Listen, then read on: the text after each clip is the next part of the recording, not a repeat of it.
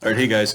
Tonight I'm going to do a quick video. This is in response to a question I got in the comments from the Glock 19 video. It had to do with what I call the Glock gap. So stick around, we'll take a look at it.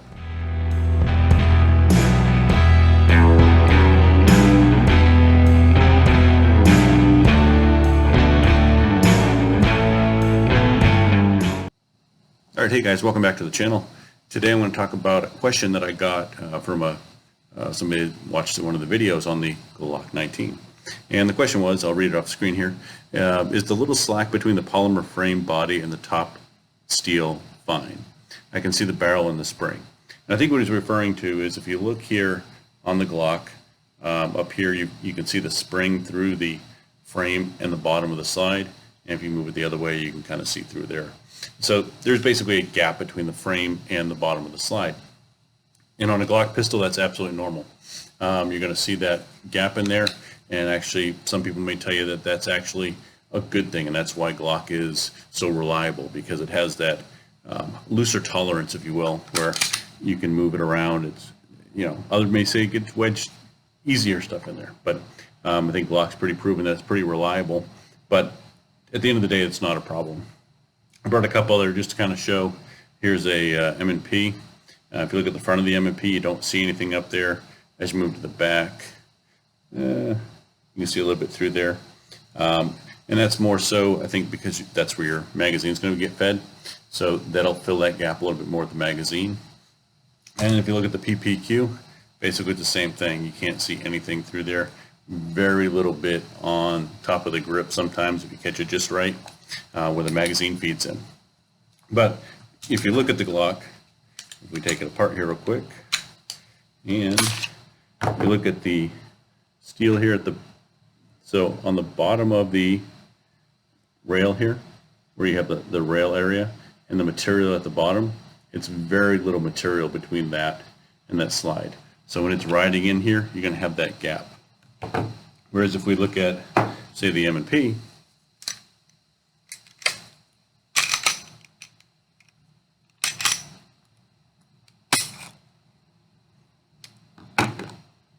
M&P's got a little material, not much different than the Glock, maybe a little bit more here, over here, between that slide and the bottom.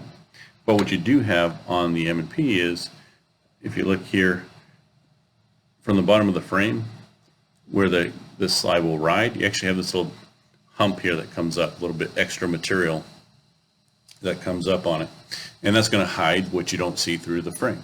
So the one thing that gives you is maybe a little more rigidity, where you get a kind of a pig nose. You can see the rise here going up. You don't have as much rigidity on that from the heat. When that barrel gets hot, that front of that has a tendency to curl up. The M&P, because it has that extra little ridge there, not only is it going to keep it from being able to see through it, but it's also going to give you that little extra rigidity to keep it from getting that pig nose that Glock likes to get. And if you look at the PPQ real quick,